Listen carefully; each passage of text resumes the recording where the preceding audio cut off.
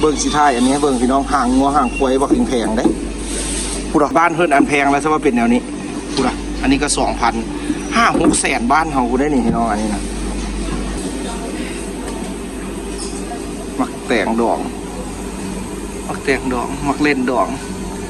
ขึ้นซื้ออาหารอันดับ1ได้รัสเซียพี่น้องเลยเรื่องของดองนะบ้านเพิ่นสบายดีพี่น้องเลยนี่ก็ยังยามแรงบ้านเพิ่นอากาศค่ะยังดีสดชื่นพี่น้องเลยช่วงนี้เดือน3สำหรับมื้อนี้เด้อสิทายให้เบิ่งกำลังสิไปห้านพี่น้องเลยหักกะเลิกโรงเรียนเส้นทางกำลังวุ่นอยู่พี่น้องเลยเปื้อนเมิดเลยช่วงนี้อากาศก็แปรปรวนบึดหนาวบึดร้อนพี่น้องเลยบางมือกับบวกบางมือกับลบหิมะกับเปื่อยแล้วจักสิได้กินอย่างมื้อนี้รอเบิ่งอาหารแรงเฮามื้อนี้กำลังสิตัดงาใหม่หน้าไม้ก็ออกหมดแล้วตัดใส่แล้วดูไปใหม่ปงมันจะเคี้ยวงามเบิดตามคนทางบัดมันโป่งไม้นี่เนาะนี่เพิ่นกำลังตัดโอ้คือว่าเพิ่นตัดออกสายฟืนสายไฟตัดเตรียมต้อนรับดูไปใหม่ปงแล้วดูใบไม้ปงรัสเซียฮอดมืดหิมะแล้วก็คักเลยเด้มาพิษบู โอ้ตัวใหญ่เด้คนรัสเซียหักมาเนาะแบบคืออยู่เมืองไทยเลยได้ดิคันบ้านเฮาสว่าบ่ได้จุงอันนี้จักเถื่อเบิกใส่เครื่องให้อีกใส่สุดกันหนาวเลยแพงขนาดโอ้น้อยๆนะพวกเรากัดหนาวดินี่เอานุ่งฮอตเสื้อเนาะพี่น้องสิไปฮานมื้อนี้นะเลิกโรงเรียนเด้อฮานเก่าฮานเดิมเนี่ยชีวิตอยู่รัสเซียพี่น้องเอ้ยขอบใจเด้อที่ติดตามรับชมชีวิตอยู่ทางนี้พี่น้องเอ้ย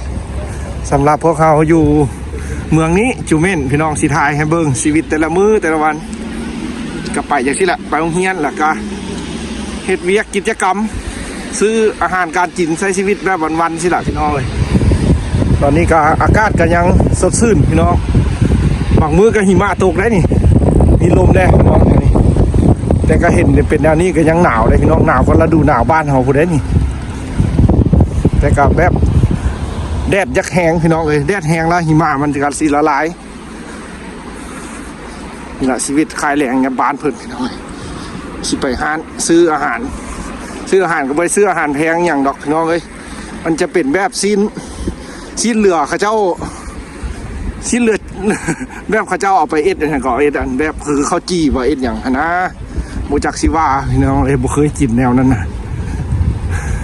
แบบซอยเป็นเปียงมีแต่อันซีดหล่าไปใส่ข้าวจี้แล้วก็ใส่เนยใส่ผักอันบ้านเฮาก็สิข้าวจี้บันเต้นะพี่น้องถ้าบ้านเฮินซะว่าบ่กินแบบมันเป็นติดดุบ่ติดมันสิเขาเจ้าจะบ่กินแต่พวกเขามาอยู่พี่กินพี่น้องเลยเพราะว่าเงินคำก็หายากทางพ่อทางแม่อยู่บ้านปิดแล้ววะยังเนาะ8:30นี่ห้านนี้ก็ห้านประจำบ้านก็สิเป็นจะสิละบ้านเพิ่นพี่น้องเลยอาหารคือเสียงแนวนี้ละพี่น้องเลยคันมีเงินได้กันมาจินซีนแบบนี้แต่กับโบแพงหรอก600เลย600-700พี่น้องเลย50-60 พันกันกระดูกกับ40 ปลายลูก10,000นี่แหละกิโลนึง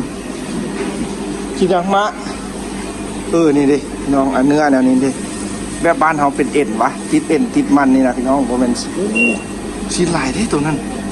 ตัวไทยเนื้อดีเด้ลองดูเหรอเดี๋ยวก็เดี๋ยว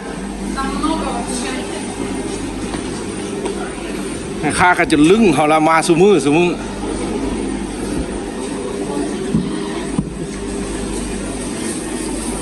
โอ้คือหลายแท้ลิ้นอยู่บ่เมี่ยงก็เขาห่างงัวว่าห่างที่ใส่ห่างพี่น้องซอกห่างมึงดูห่างงัวห่างควายบอกแพงพี่น้องเลยเมี่ยงบัดอันห่างงัวห่างควายเขาแทงเป็นซีนเป็นอย่างนั้นบ่แพงเอาตัวไม้พูดแล้วเนาะอันนี้เก่าแล้ว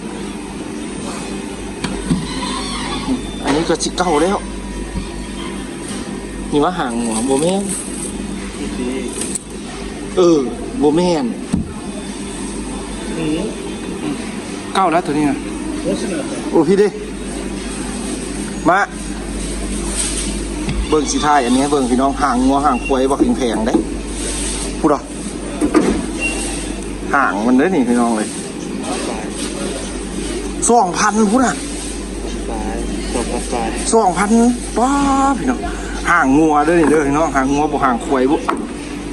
มีอย่างบ้านๆเพิ่นอันแพงแล้วซะว่าเป็นแนวนี้พูดหรออันนี้ก็2,000-5-6แสนบ้านเฮาได้นี่พี่น้องอันนี้นะลิ้นกับหางแพงเด้อจะเป็นอันเครื่องในแล้วบ่แพงหน่อยเนื้อเป็นอะไรโอ้เอาตัวเนื้อดีแล้วนะเอาตัวไหนมาเอาตัวนั้นบอกเอาลาซิเจนอิโซโมสนะขาจะลึ่งพี่น้องเลยจะลึ่งกับเพิ่นโคตรอันนู้เนี่ยตุ๊ดเลี้ยดำบ่เนี่ยด้า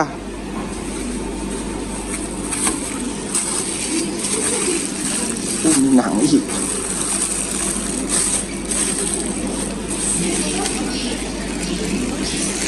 หนังว่าเอ็นเหลืองฮะเอ็นเหลืองเอาตัวไหนเอาตัวนี้แหละนะเอ็นเหลือง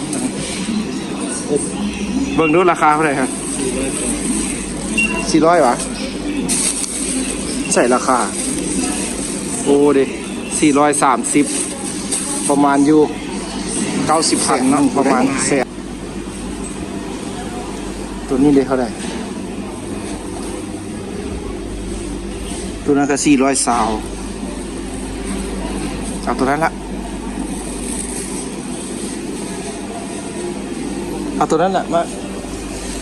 ตัวฮอนดอกบ้านเถอะอันนี้นะเครื่องขาย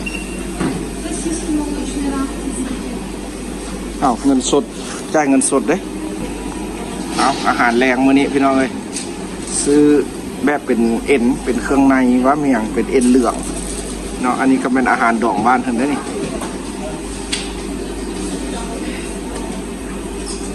มักแตงดองมักเล่นดองขึ้นซื้ออาหารอันดับ1ได้รัสเซียพี่น้องเลยเรื่องของดองนะบ้านเพิ่นนะเนาะตัวอาหารนี้เราเป็นของคนรัสเซียโดยเฉพาะเลยพี่น้องเลยอาหารใหญ่อาหารงามเลยพี่น้อง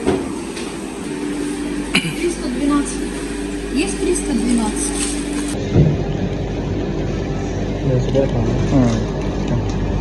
Спасибо ราคาเต็มแล้วแมน400พี่น้องตัวงัวบักใหญ่เลยนี่พี่น้องอันนี้เราเป็นราคาเต็มมัน400พี่น้องเลยราคาเต็มนะแล้วลด99พี่น้องเอาถือว่ามื้อนี้ได้ซีนมากินเป็นเอ็นไปเอาเซ็กใส่ถุงได้อยู่บ้านเฮิรนพี่น้องเลยตั้งแดนกินอย่างก็ได้นี่ถ่ายเบิ่งเลยยามแรงพี่น้องโอ้ฝนสิบ่ตกวะนี่คือว่าลมขนาดแท้ฝนตกตีนี่โอไทยตกแค่ตกได้เหมือนไม่ได้ตกจนเลยคนน่ะคันเป็นหิมะคันเป็นหนาวซะว่าหิมะได้นี่นะครับเป็นยาสีฟ้าจริงๆหรือว่าหาฝนมันจะเลืองหาฝนตกยากเลยรัสเซียนะปีหนึ่งที่เห็นบ่ฮัด10 เทื่องั้นบ่เห็นซ้ำแต่อยู่บ้านอื่นเมืองอื่นสิเป็นจังไดพี่น้องเอ้ยรัสเซียแล้วเป็นแนวนี้เด้อพี่น้องงามแรงบ้านเฮิรนถ่ายแบบยาวๆให้เบิ่งเลยคลิปอยู่พี่น้องเอ้ย ขอบใจพี่น้องเด้อที่ติดตามรับชมชีวิตอีกด้านอยู่รัสเซียพี่น้องเอ้ยการสู้ชีวิตอยู่บ้านเพิ่นเมืองหนาวนี่พี่น้องเอ้ยดุนนานจังสิได้กลับบ้านซ่องเมืองเฮาพี่น้องเอ้ยนี่ว่าเป็นแนวนี้แหละพี่น้องชีวิตรัสเซียเด้อส่วนหลายผู้คนก็สิย่างได้พี่น้องเพิ่นบ่ได้ขี่รถขี่รางได้นี่เบิ่งได้เลยฤดูร้อนนี่คนแห้งหลายจักมาแต่ไส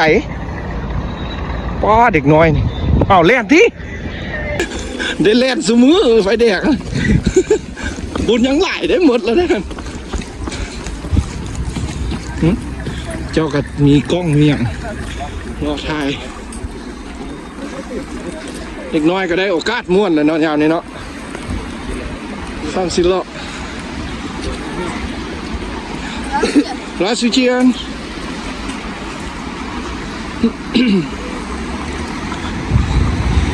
ด็กน้อยบ้านเพิ่นเนาะทักทายดีเด้อพี่น้องบ่ได้ย่านคนคือบ้านเฮาเด้อเด็กน้อยบ้านเฮาเห็นคนแปลกหน้านี่ลี่แหละ มันต้องคนปลอดภัยสูง เออก ล้องนี้มีทุกมุมด้วยกล้อง เออ กระทรวงอะไรได้งานใหม่ ก็มงจอดหลายเนาะ เ